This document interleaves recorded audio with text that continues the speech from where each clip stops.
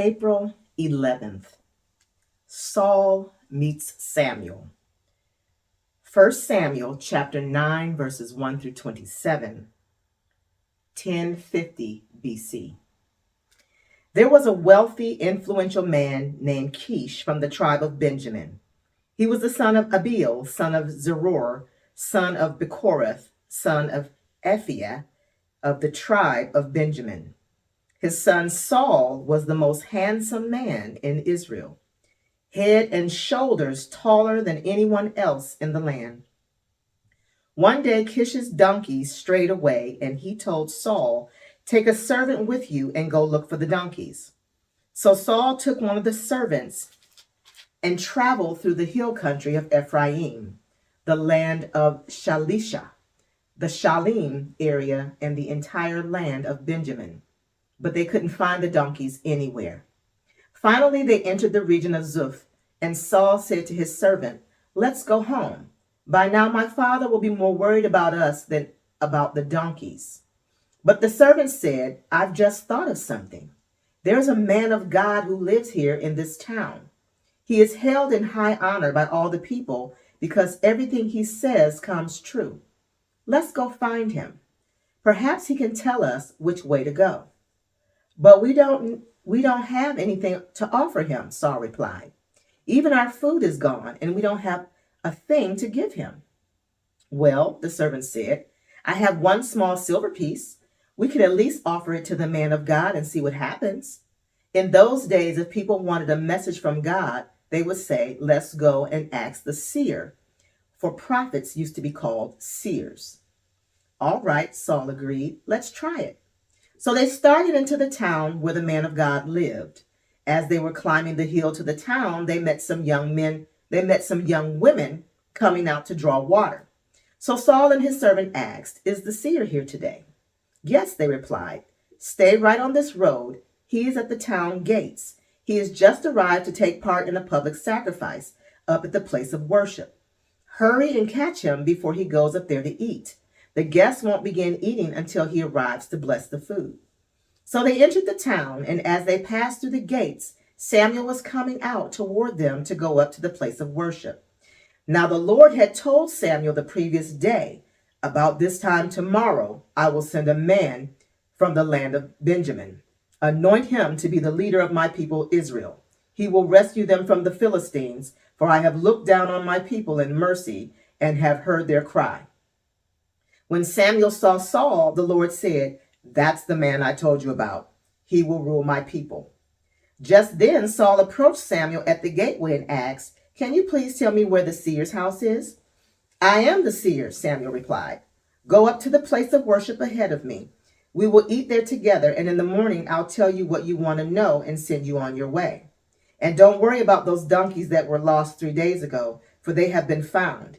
And I am here to tell you that you and your family are the focus of all Israel's hopes." Saul replied, "But I'm only from the tribe of Benjamin, the smallest tribe in Israel, and my family is the least important of all the families of that tribe.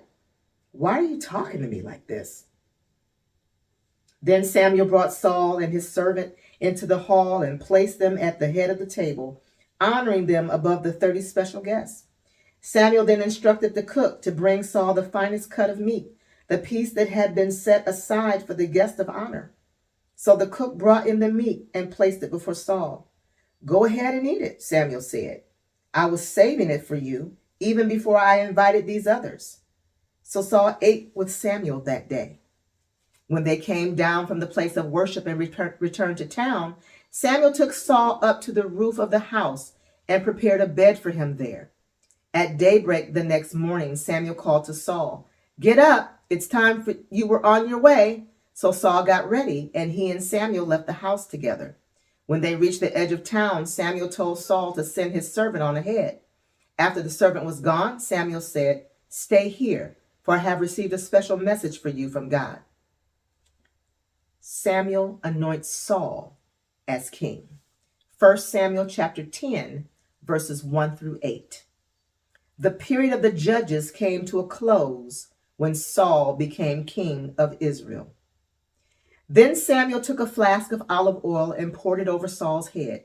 He kissed Saul and said, I am doing this because the Lord has appointed you to be the ruler over Israel, his special possession. When you leave me today, you will see two men beside Rachel's tomb of Zelzah on the border of Benjamin. They will tell you that the donkeys have been found and that your father has stopped worrying about them and is now worried about you.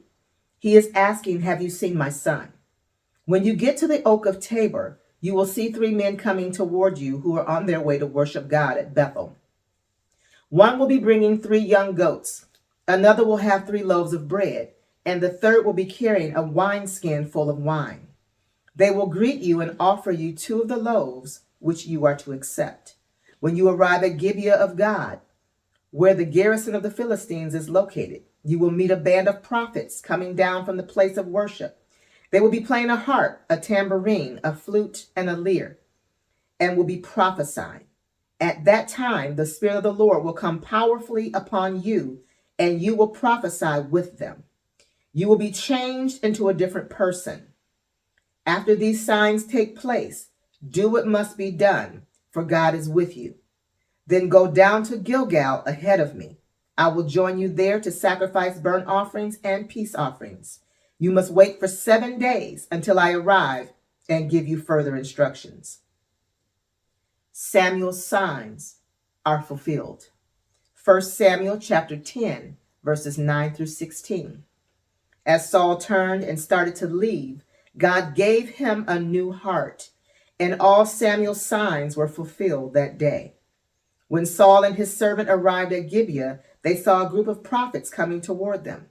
Then the Spirit of God came powerfully upon Saul, and he too began to prophesy. When those who knew Saul heard about it, they exclaimed, "What? Is even Saul a prophet? How did the son of Kish become a prophet?" And one of those standing there said, "Can anyone become a prophet, no matter who his father is?" So that is the origin of the saying, "Is even Saul a prophet?" When Saul had finished prophesying, he went up to the place of worship. "Where have you been?" Saul's uncle asked him and his servant. "We were looking for the donkeys," Saul replied, "but we couldn't find them. So we went to Samuel to ask him where they were." "Oh, and what did he say?" his uncle asked. "He told us that the donkeys had already been found," Saul replied. But Saul didn't tell his uncle what Samuel said about the kingdom. Saul is acclaimed king. 1 Samuel chapter 10, verses 17 through 27, 1050 BC. Later, Samuel called all the people of Israel to meet before the Lord at Mizpah. And he said, "This is what the Lord, the God of Israel, has declared. I brought you from Egypt and rescued you from the Egyptians and from all the nations that were oppressing you. But though I have rescued you from your misery and distress, you have rejected your God today and have said, 'No, we want a king instead.' Now therefore present yourselves before the Lord by tribes and clans." So Samuel brought all the tribes of Israel before the Lord, and the tribe of Benjamin was chosen by lot. Then he brought each family of the tribe of Benjamin before the Lord, and the family of the Matrites was chosen. And finally Saul, son of Kish, was chosen from among them. But when they looked for him, he had disappeared. So they asked the Lord, "Where is he?" And the Lord replied, "He is hiding among the baggage." So they found him and brought him out, and he stood head and shoulders above anyone else. Then Samuel said to all the people, "This is the man the Lord has chosen as your king. No one in all Israel is like him." And all the people shouted, "Long live the king." Then Samuel told the people that the rights and duties of a king were. He wrote them down on a scroll and placed it before the Lord. Then Samuel sent the people home again. When Saul returned to his home at Gibeah, a group of men whose hearts God had touched went with him. But there were some scoundrels who complained, "How can this man save us?" And they scorned him and refused to bring him gifts. But Saul ignored them. Nahash, king of the Amorites, had been grievously opposing the people of Gad and Reuben, who lived east of the Jordan River.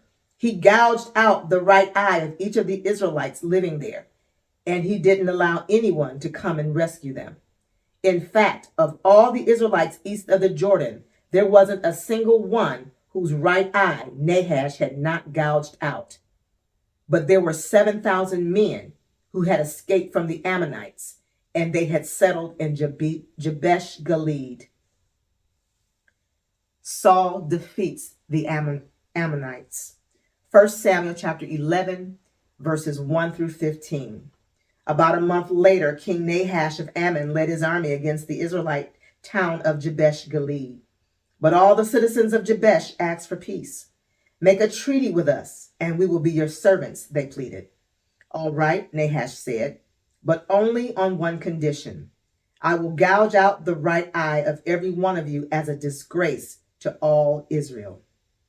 Give us 7 days to send messengers throughout Israel, replied the elders of Jabesh. If no one comes to save us, we will agree to your terms. When the messengers came to Gibeah of Saul and told the people about their plight, everyone broke into tears. Saul had been plowing a field with his oxen, and when he returned to town, he asked, "What's the matter? Why is everyone crying?" So they told him about the message from Jabesh. Then the Spirit of God came powerfully upon Saul, and he became very angry. He took 2 oxen and cut them into pieces and sent the messengers to carry them throughout Israel with this message: "This is what will happen to the oxen of anyone who refuses to follow Saul and Samuel into battle." And the Lord made the people afraid of Saul's anger, and all of them came out together as one. When Saul mobilized them at Bezek, he found that there were 300,000 men from Israel and 30,000 men from Judah. So Saul sent the messengers back to Jabesh Gilead to say, "We will rescue you by noontime tomorrow." There was great joy throughout the town when that message arrived. The men of Jabesh then told their enemies, "Tomorrow we will come out to you, and you can do to us whatever you wish." But before dawn the next morning, Saul arrived. Having divided his army into 3 detachments, he launched a surprise attack against the Ammonites and slaughtered them the whole morning. The remnant of their army was so badly scattered that no 2 of them were left together. Then the people exclaimed to Samuel, "Now where are those men who said, 'Why should Saul rule over us?' Bring them here and we will kill them." But Saul replied, "No one will be executed today, for today the Lord has rescued Israel." Then Samuel said to the people, "Come, let us all go to Gilgal to renew the kingdom." So they all went to Gilgal, and in a solemn ceremony before the Lord, they made Saul king. Then they offered peace offerings to the Lord, and Saul and all the Israelites were filled with joy. Samuel's farewell address. 1 Samuel chapter 12, verses 1 through 25. Then Samuel addressed all Israel. "I have done as you asked and given you a king. Your king is now your leader. I stand here before you, an old gray-haired man, and my sons serve you. I have served as your leader from the time I was a boy to this very day. Now testify against me in the presence of the Lord and before his anointed one. Whose ox or donkey have I stolen? Have I ever cheated any of you? Have I ever oppressed you? Have I ever taken a bribe and perverted justice? Tell me, and I will make right whatever I have done wrong." "No," they replied. "You have never cheated or oppressed us, and you have never taken even a single bribe."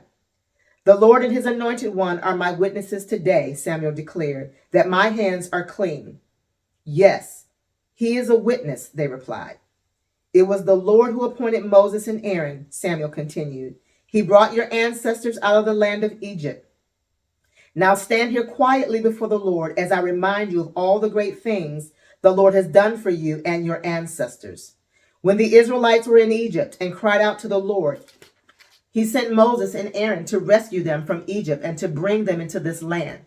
But the people soon forgot about the Lord their God, so he handed them over to Sisera, the commander of Hazor's army, and also to the Philistines and to the king of Moab, who fought against them.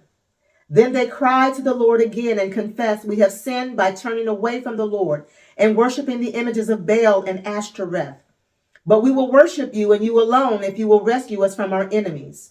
Then the Lord sent Gideon, Bedan, Japheth, and Samuel to save you, and you lived in safety. But when you were afraid of Nahash, the king of Ammon, you came to me and said that you wanted a king to reign over you. And even though the Lord your God was already your king, all right, Here is the king you have chosen. You asked for him, and the Lord has granted your request. Now, if you fear and worship the Lord and listen to his voice, and if you do not rebel against the Lord's commands, then both you and your king will show that you recognize the Lord as your God. But if you rebel against the Lord's commands and refuse to listen to him, then his hand will be as heavy upon you as it was upon your ancestors. Now stand here and see the great thing the Lord is about to do. You know that it does not rain at this time of the year during the wheat harvest. I will ask the Lord to send thunder and rain today. Then you will realize how wicked you have been in asking the Lord for a king. So Samuel called to the Lord, and the Lord sent thunder and rain that day. And all the people were terrified of the Lord and of Samuel. Pray to the Lord your God for us, or we will die, they all said to Samuel. For now we have added to our sins by asking for a king. Don't be afraid, Samuel reassured them. You have certainly done wrong, but make sure now that you worship the Lord with all your heart and don't turn your back on him. Don't go back to worshiping worthless idols that cannot help or rescue you. They are totally useless. The Lord will not abandon his people because they would dishonor his great name. For it has pleased the Lord to make you his very own people. As for me, I will certainly not sin against the Lord by ending my prayers for you, and I will continue to teach you what is good and right. But be sure to fear the Lord and faithfully serve him. Think of all the wonderful things he has done for you. But if you continue to sin, you and your king will be swept away. May the Lord add a blessing to the reading and to the hearing of his holy word. The Forgiven Women's Group meets every month on the second and fourth Saturdays from 10 a.m. until 1 p.m. For the month of April, we will meet on Saturday, April 12th and Saturday, April 26th. If you live in Oklahoma, near or around Bixby and the surrounding area, or if you're visiting Oklahoma in the Bixby or surrounding area, please join us. I hope to see you there.